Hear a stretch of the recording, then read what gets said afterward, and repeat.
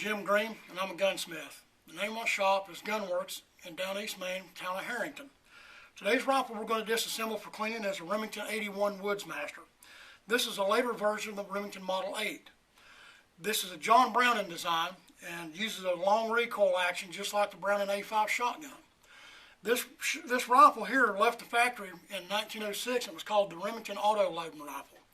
In the year 1911 they redesignated it the Model 8. This is the Model 81, which came out in 1936. It's basically an improved version with a pistol grip stock and a heavier forearm, but they all disassemble basically the same.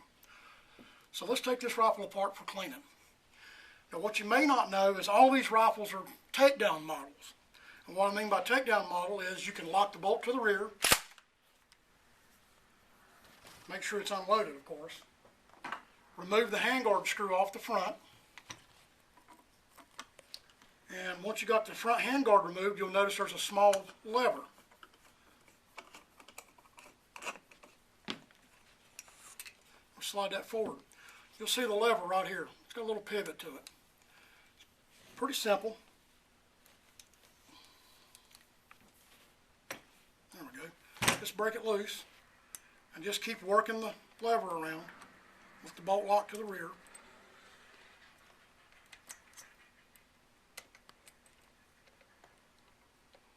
All of these rifles were designed with this feature. Made them a little easier for the hunters in those days to break the rifle down for easier travel. They just stick it in the back of the car. So once you have it loose, pull the barrel off the front. And it effectively cuts the length of the rifle in half. Pretty easy to move around that way. Since we're already to this point, we already know the rifle's unloaded. What I'm going to tell you right now is these are not gunsmithing videos. So some of the trickier parts of disassembly we're not going to cover. This is how to keep your rifle disassembled and clean for good maintaining the function.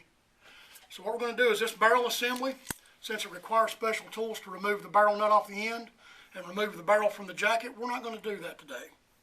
There's a large recoil spring on the inside, and you have to have a spanner tool to fit this cap up here.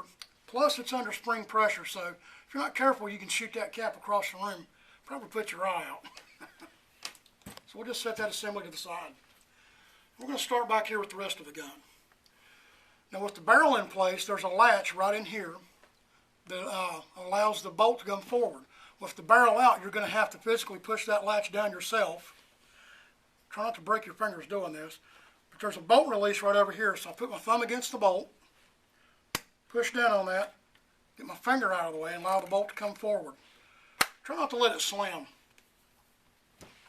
Okay, you flip the gun over, you'll notice there's a screw back here in the stock. Actually, you'll see two of them.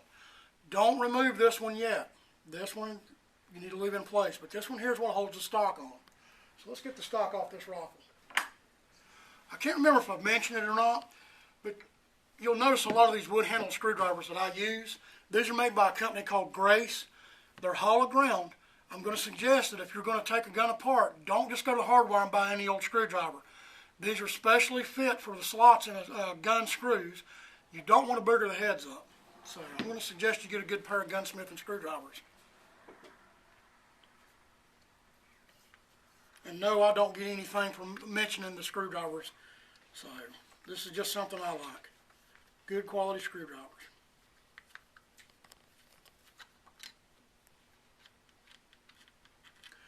Take your stock screw out.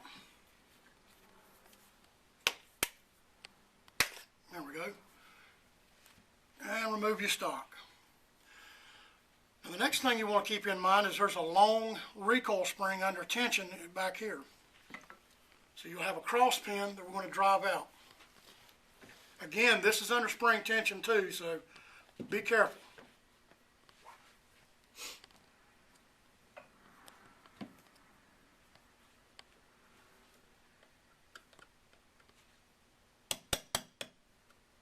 I always try to keep a finger over the front of that.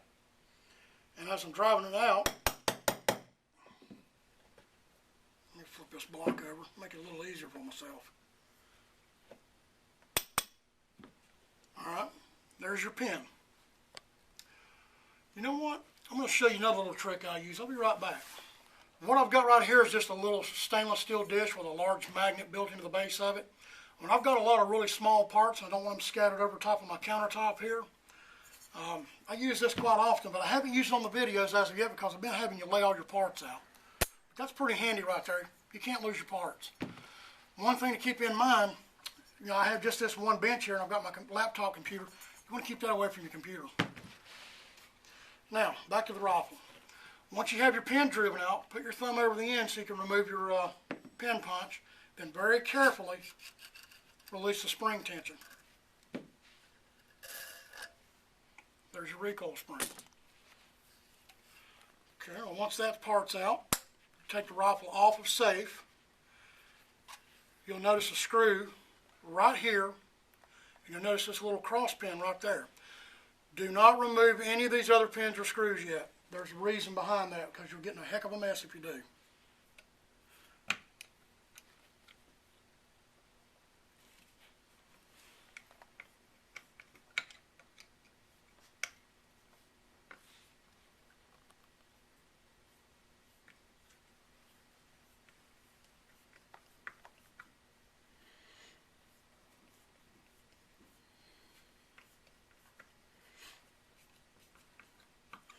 Well, this thing's pretty tight.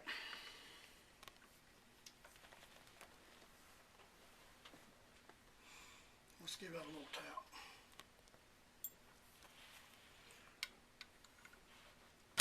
There we go. Well, she's really snug in there.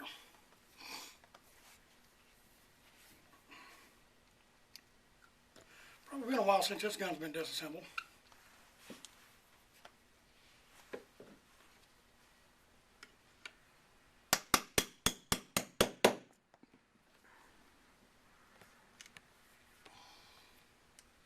There we go.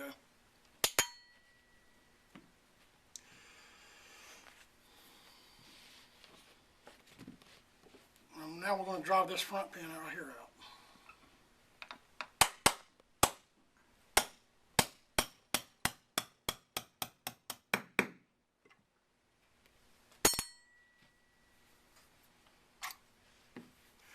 Now you should be able to remove the entire floor plate with the magazines and everything.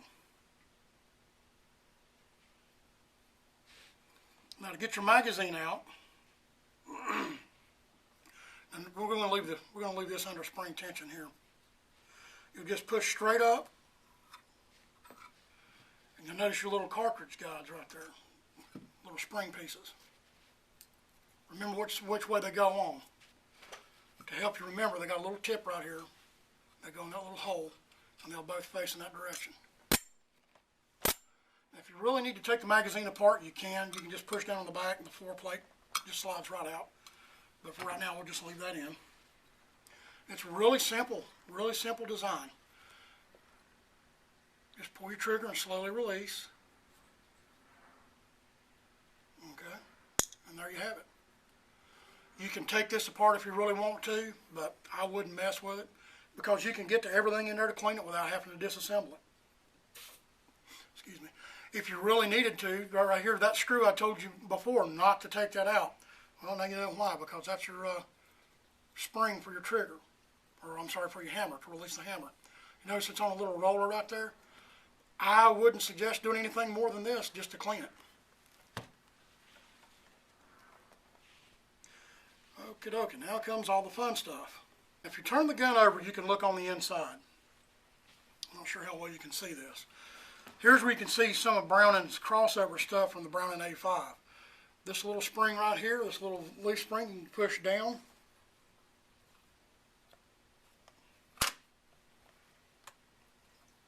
I've got to pry it. Give me something small to pry with. Push down and pry that forward and off that little stub on the inside. You should be able to just rotate that right up and out of the way. Browning A5's got the same identical spring in it right there at that point. Now's where you can start turning the screws on the side. And my small screwdriver. Here we go. This front one right here, we can take that, we can loosen that here.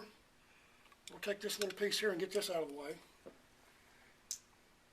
Let's pull a hook out. I thought I had one out on the shelf here already.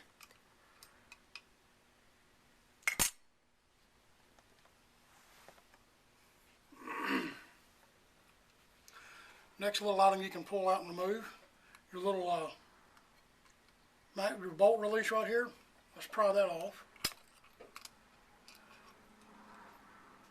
Come out, come out, come out. You can set that off to the side. Then you have your sear, which sits on this post right here. We'll take that sear out. Now we should be able to get your bolt out. Now take the bolt out of the gun. See how it slides right there nice and easy? Take a pair of needle nose pliers. You see the little post right here in the center of the charging handle? You grab that and just pull straight up. Hold the bolt in place. Slide that forward and off. Now the bolt should just come right out of the gun. We could take the bolt apart, but I'm going to tell you I'm not going to show that because we're starting to get kind of close to the area of gunsmithing. So what I'm going to suggest is just clean the outside of your bolt, clean whatever you can reach in here with Q-tips, pipe cleaners, or just blow it out with compressed air, and we'll leave the bolt just like it is right there. If you really need a firing pin replaced or anything like that, I'm going to plug the shop. If you've got a problem with your 8 or 81, give me a call, send it to the shop, and I can do that. But like I said, not saying anybody's not out there is not capable of disassembling bolts or any other parts on the gun, but this is not gunsmithing videos. This is how to keep your rifle clean and functioning. So we're not going to remove the safety. We're going to leave the safety in. Not going to take that out either. But now you have everything gutted completely outside of the gun that you can clean. And this is your Remington Model 81 Woodsmaster, completely stripped down for cleaning. This rifle was produced in the 1940s in .300 Savage. These rifles also came in .32. They came in .35 Remington, and a couple other good cartridges too. In fact, .35 Remington is what Frank Hammer used one of these rifles to shoot Bonnie and Clyde with. So, a little bit of history here. Thank you for watching this latest Gunworks video. Down East Gunworks is a full-service firearm repair service for all your long guns and handguns that includes a high-tech machine shop for tooling obsolete parts. Old or new, if you have a firearm that needs attention, Gunworks can probably fix it, solve it, coat it, and make it work. If you're living in Down East Maine, come by the shop for a visit. We're located on Route 1 in Harrington.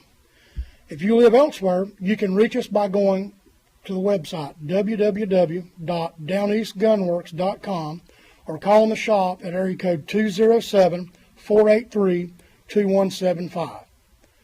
If you found this video helpful or interesting, please leave me a comment and rate the video. If you subscribe to my YouTube channel, you'll always know when I've posted something new. And thanks again for watching.